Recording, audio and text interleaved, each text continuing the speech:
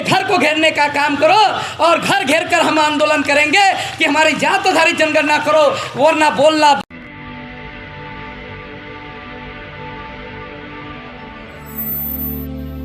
System है कि जिसका संख्या ज्यादा होगा राजा वो बनेगा, लेकिन ताज्जुब है इस देश का और विडंबना इस देश की कि इस देश में 1931 में 52% ओबीसी था और आज हम ओबीसी के लोग, अगर आज हमारी गिनती हो जाए तो पूरे भारत में 60% लोग हैं। लेकिन आज भी जिनको शासन करने वाली जमात बनाना चाहते थे बाबा साहब, जिसको कांसीराम साहब कहे कि जो बहुजन की बात करेगा वो देश पे राज करेगा, लेकिन साथियों विडंबना इस ओबीसी समाज का है, इस देश के मूल निवासी बहुजन समाज का है कि आज भी हम जहाँ के तहाँ खड़े हैं, आज भी जहाँ के तहाँ खड़े हैं और उनसे मांग रहे हैं जिनके आजा बाबा दादा पुरखे हमको धोखे में रखे और आज उनके बच्चे भी हमको धोखे में रखने का काम कर रहे हैं।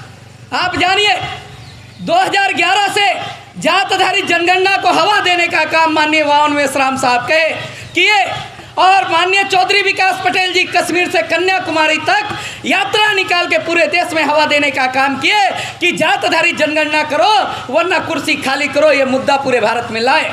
लेकिन मुद्दा लाए तो कांसीराम साहब जो नारा दिए वो मजबूरी बन गई कि आज के डेट में आप सोचिए जात आधारित जनगणना का विरोध सबसे पहले पंडित जवाहरलाल नेहरू किए, उसके बाद इंदिरा गांधी की, उसके बाद राजीव गांधी किए, उसके बाद अटल बिहारी वाजपेयी किए, अटल बिहारी वाजपेयी के बाद नरेंद्र मोदी किए।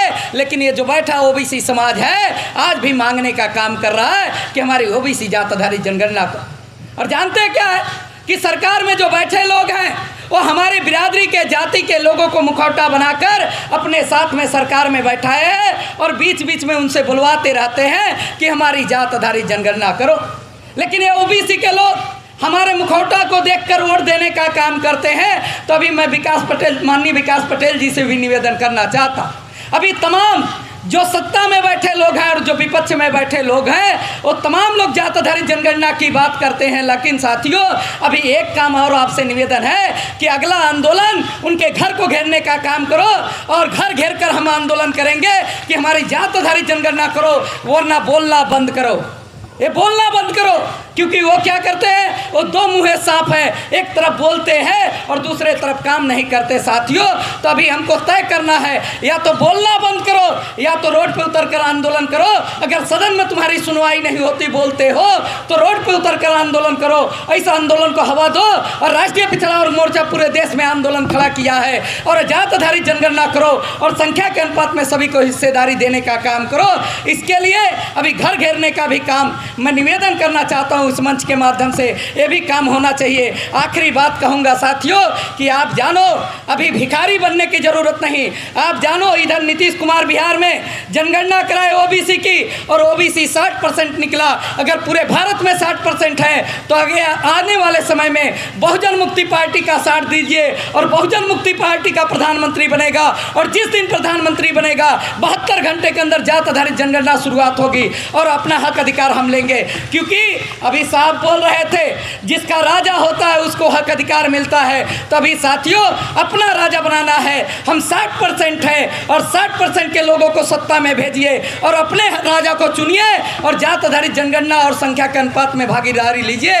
अभी कल भी साथियों ताल कटोरा में राष्ट्रीय बहुजन मुक्ति पार्टी का राष्ट्रीय लेवल का कार्यक्रम है और राष्ट्रीय अधिवेशन है। तो आप सभी लोगों से मैं निवेदन करना चाहता हूं कि बहुजन मुक्ति पार्टी जिस प्रकार राष्ट्रीय पिछड़ा वर्ग मोर्चा और भारत मुक्ति मोर्चा का सहयोग कर रहा है, उसी प्रकार आप लोगों से निवेदन है कि कल ताल कटोरा स्टेडियम में पहुंचकर उस कार्यक्रम को सफल बनाइए और आने वाले समय में बहुजन मुक्ति पार्टी को सत्ता में लाइए। इसी बात के साथ मैं अपनी बात को विराम दे रहा हूँ। आप लोग मुझको सुने, इसके लिए आभार, धन्यवाद। जय भीम, जय भारत, जय मूल्य।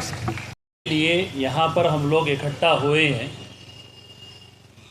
और यहाँ जितने लोग बैठे हैं वो तमाम के तमाम इस मुद्दे के लिए बैठे हैं और ये ठान कर बैठे हैं कि जब तक ओबीसी का सेंसस का मसला हल नहीं होगा हम इस आवाज़ को रोकने वाले नहीं हैं। हम इस आवाज़ को ज़्यादा से ज़्यादा और तेज करने वाले हैं। अभी भारत के बहुत सारे राज्यों में आप देख रहे होंगे कि हिंदू और मुसलमान का एक बड़े पैमाने पर प्रोग्राम चलाया जा रहा है। जब किसी के हक और अधिकार को खाना हो, किसी की हिस्सेदारी पर नाजायज़ कब्ज़ा करना हो, किसी को पीड़ित रखना हो, किसी को समाज के अंदर पूरे तरीके से उसकी व्यवस्था को तब्दील ना करने का पुख्ता इरादा और अज़्म कर लिया गया हो, तो ऐसे मुद्दे दूसरे तौर पर चलाए जाते हैं जिसमें 75% लोग या 54% ओबीसी का वोट बैंक वो पूरे का पूरा अपना हक और अधिकार, अपनी हिस्सेदारी और अपनी शासक वर्ग बनने की कैफियत ये भूल जाता है और धर्म के चक्कर में पड़ जाता है। रिजर्वेशन का मामला सिर्फ रिजर्वेशन नहीं है, वो हिस्सेदारी नौकरी पर आधारित नहीं है, बल्कि रिजर्वेशन का मामला रिप्रेजेंटेशन है। आप रिजर्वेशन की बात कर रहे हैं, आप गोया के रिप्रेजेंटेशन की बात कर रहे हैं। आप बात कर रहे हैं सेंसस की, तो आप शासक वर्ग बनने की बात कर रहे हैं। मैं मोहम्मद फहीमुद्दीन राष्ट्र मुस्लिम मोर्चा का नेशनल जनरल सेक्रेटरी होने की हैसियत से आप तमाम के इस मुद्दे के लिए पूरी अगर आपको लगता है कि हमारा काम बहुजन समाज के लिए महत्वपूर्ण है, तो आप हमें आर्थिक सहयोग के लिए सीन दिखाए गए QR कोड स्कैन और फोन पे और गूगल पे और UPI और बैंक अकाउंट में कर सकते हैं। फोन पे, गूगल पे 9250529129, UPI 9250529129 bank account state bank of India AC 104299462008, IFSC code SBIN 00066563।